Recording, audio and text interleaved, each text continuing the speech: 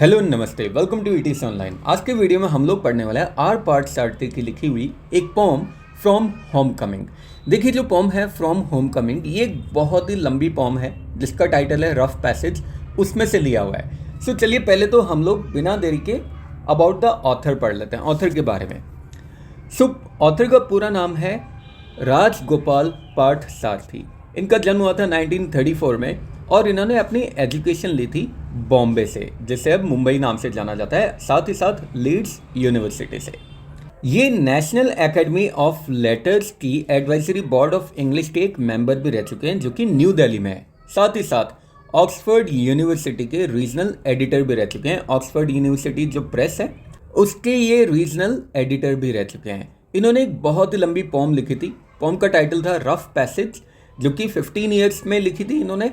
उस पोम में total 3 title है और वो 3 टाइटल, एक है एग्जाइल, दूसरा है ट्रायल और तीसरा और लास्ट है होम कमिंग। तो ये जितनी भी पोम है इन सब में बहुत ही सारे सेक्शंस थे। जैसे एग्जाइल में भी बहुत सारे सेक्शन थे, ट्रायल में भी थे, होम कमिंग में भी थे। तो होम कमिंग का 12th सेक्शन हमारा इस कोर्स में दिया हुआ है, हमारी इस पोम में। ये तो हो गया ऑथर के बारे में, पोइट के बारे में। अब हम लोग बिना देरी के स्टार्ट करते हैं पोम का लाइन बाय लाइन एक्सप्लेनेशन।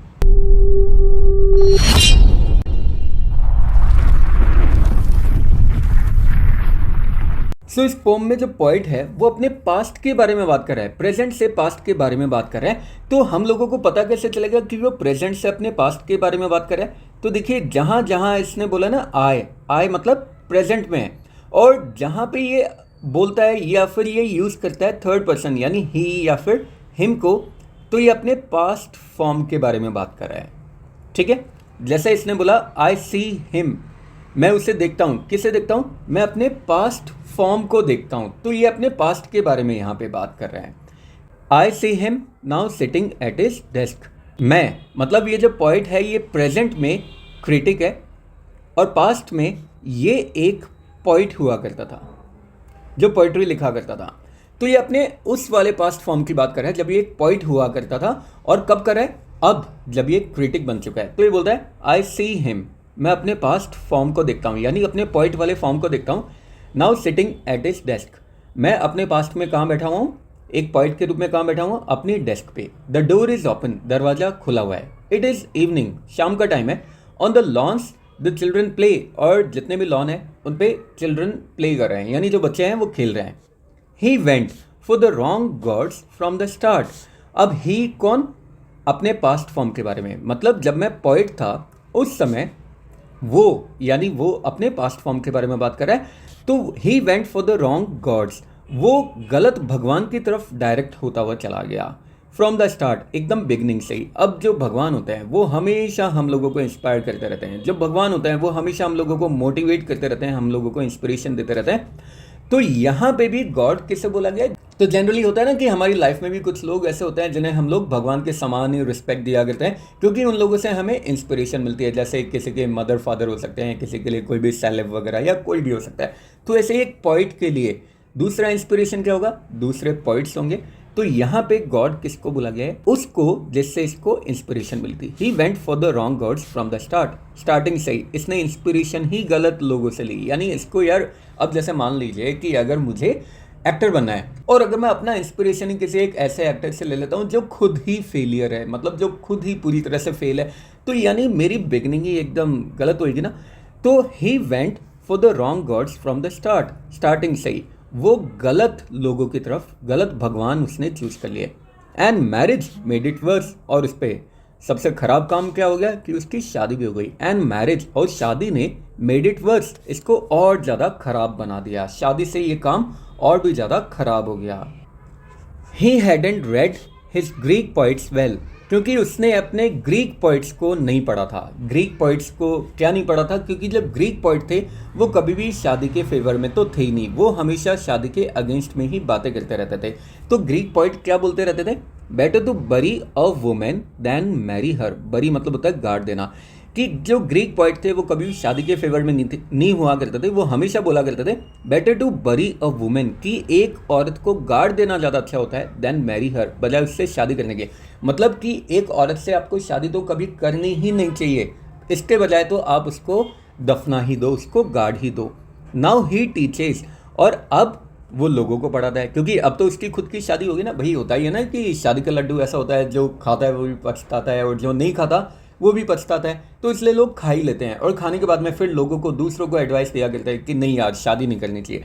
तो उसने स्टार्टिंग में तो पढ़ा नहीं ग्रीक पॉइंट को, जो कि ये बोला करते थे कि हमेशा एक औरत को दफना दो बजाय उससे शादी करने के। अब जब उसने शादी कर ली तब वो लोगों को ये सारी बातें सिखाता है। रिव्यूज़, वर्ड्स, अब वो दूसरे लोगों की वर्ड्स यानी कविता को रिव्यू करता है क्योंकि अब वो क्रिटिक बन चुका है। रिटन बाय अदर्स, वो रिव्यू करता है उन पोम को जो दूसरों के द्वारा लिखी गई है। इज इन्वाइटेड टू कॉन्फ्रेंसेस, अब उसको कॉन्फ्रेंस में भी बुलाया जाता है। एंड अटेंड्स देम, और वो उन कॉन्फ्रेंस को भी अटेंड करता है। How long it had taken him to learn he had no talent at all, और उसको कितना लंबा टाइम लग गया था। How long it had taken him, कितना लंबा टाइम उसको लग गया था। टू लर्न, ये सीखने में। He had no talent at all, कि उसमें बिल्कुल भी टैलेंट नहीं है। यानी जब वो अपने पोइट बनने वाली जर्नी पे था, जब वो अपने पोइट बनने की तैयारी कर रहा था, उस वाली प्रिपरेशन पे जब वो चल रहा था, तो कितना लंबा टाइम उसको लग गया ये सीखने में कि यार उसमें पोइट्री लिखने का तो कोई टैलेंट है ही नहीं। ऑल्दो वर्ड्स केम ईजी, हालांकि फिर भी जब वो लिखने के लिए बैठता था तो जो वर्ड्स है वो उसको ईजिली मिल जाया करते थे। मतलब कुछ लोग होते हैं ना जो कि जिनको आता जाता कुछ नहीं है लेकिन फिर भी ऐसे बेकार की बेतुकी सी शायरी वगैरह लिख दिया करते हैं। तो ऐसे ही जब ये पोइट्री लिखने के लिए बैठता था, क्योंकि ये लिटरेट तो था, इंग्लिश का थोड़ा बहुत नॉलेज भी था, तो इसलिए उस समय बस अपने आप इंग्लिश के वर्ड्स आ जाया करते थे और ये पता नहीं था कि उन वर्ड्स को कहाँ पे सेट करना है, कहाँ पे सेट नहीं करना, और उनको लिख दिया और उसको ये पोइट्री बोल दिया करता था। तो कितना लंबा टाइम लग गया उसको ये सीखने में कि उसमें टैलेंट नहीं है, लेकिन फिर भी वर्ड्स उसको बहुत ईजीली मिल जाया करते थे और इसलिए वो पोइट्री लिख दिया करता था। One can be articulate about nothing, articulate मतलब होता है किसी चीज़ के बारे में आर्टिकल लिखना, नथिंग मतलब कुछ भी नहीं। तो कोई जो इंसान है वो किसी भी नई चीज़ के बारे में भी आर्टिकल लिख सकता है। नथिंग के बारे में मतलब कोई ऐसी चीज़ जो वास्तव में कुछ भी नहीं है, किसी चीज़ के योग्य भी नहीं है, लायक भी नहीं है, उसके बारे में भी कोई इंसान आर्टिकल लिख सकता है। मतलब किसी इंसान को लगता है कि यार मैं बहुत अच्छी पोइट्री लिख सकता हूँ, तो हालांकि ये सिर्फ उसको लग रहा है, लेकिन जो वो लिख रहा है वो सब कुछ बकवास है।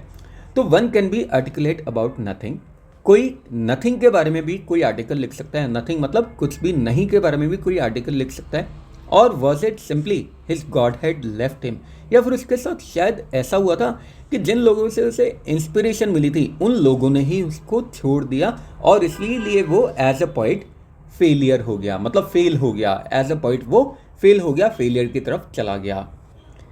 पैडलिंग हिज बाइसिकल ग्लासेस, अब यहाँ पे इस लाइन का क्या मतलब है। पैडलिंग हिज बाइसिकल ग्लासेस, वो अपनी बाइसिकल को पैडल कर रहा है ग्लास लगाते हुए। अच्छा, हम लोग ग्लास क्यों लगाते हैं, हम लोग चश्मा क्यों लगाते हैं? क्योंकि हमारा जो विजन है वो ब्लर हो जाता है, हमारी जो दृष्टि है उससे हमें क्लियर दिखाई नहीं देता, तो साफ देखने के लिए। और जो बाइसिकल है, बाइसिकल को यहाँ पे बोला गया जैसे लाइफ की बाइसिकल, मतलब हमारी जो लाइफ है वो चलती रहती है। कैसे चलती रहती है? हम लोग उसको पैडल करते रहते हैं, यानी उसको आगे की तरफ बढ़ाते रहते हैं। तो paddling his bicycle glasses he ask, वो अपनी ज़िंदगी की साइकिल चलाते हुए, सामने की तरफ देखते हुए, अपना ओपिनियन क्लियर करते हुए वो पूछता है what's it like to be a poet, कि एक पोइट बनना कैसा होता है, एक पोइट बनना कैसा लगता है। आई से टू माई सेल्फ, मैं अपने आप से बोलता हूँ। अब यहाँ पे ये जो पोइट है ये अपने आप को ही बोल रहा है, अपने आप को ही क्रिटिसाइज करते हुए बोल रहा है, क्योंकि जब ये क्रिटिक बन चुका है उस बारे में बोल रहा है। आई से टू माई सेल्फ, मैं अपने आप को बोलता हूँ द सन ऑफ ए बिच, बिच मतलब होता है कुतिया, तो यहाँ पे ये अपने आप को ही गाली दे रहा है। आई से टू माई सेल्फ, मैं अपने आप को बोलता हूँ द सन ऑफ ए बिच, एक कुत्ते के बच्चे, फैटन हिमसेल्फ, फैटन मतलब मोटा हो चुका है, उसने अपने आप को मोटा कर लिया है, ऑन द फ्लैश, फ्लैश मतलब होता है मास ऑफ डेड पोइट्स। मतलब अब यहाँ पे जब ये एक क्रिटिक के रूप में है तो ये बोल रहा है आई से टू माई सेल्फ, मैं अपने आप को बोलता हूँ। कब बोलता हूँ? जब मैं एक क्रिटिक बन चुका हूँ। द सन ऑफ ए बिच, कि कुत्ते का बच्चा अपने आप को मोटा कर चुका है, मरे हुए पोइट का मांस नोच नोच कर। यानी जो क्रिटिक लोग होते हैं वो क्या करते हैं, वो पोइट जिन लोगों ने पोइट्री लिखी है और अब वो मर चुके हैं, उनकी पोइट को वो लोग क्रिटिसाइज करते हैं और उसी से अपनी रोटी सेकते रहते हैं, उसी से अपनी पॉकेट भरते रहते हैं।